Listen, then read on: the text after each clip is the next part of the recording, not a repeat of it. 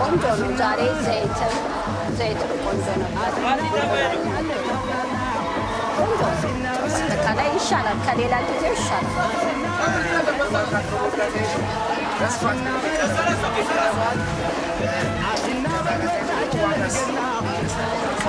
በብዛት ሽንኩርት፣ ቲማቲም፣ ድንች፣ ካሮት እንደ ሰው ፍላጎት በብዛት የሚፈለግ በአጠቃላይ እናቀርባለን።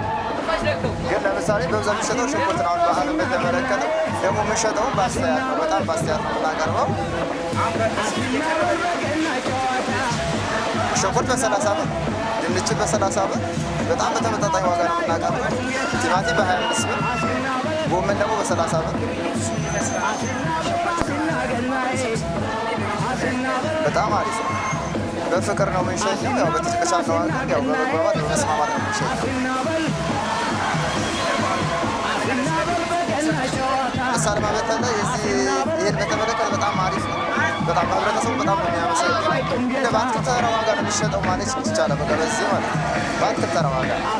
ስለዚህ ሰው ደስተኛ፣ እኛ በፍቅር ነው የምናስተናግደው ምናምን በጣም አሪፍ፣ ለእኛም ምቹ ነው በጣም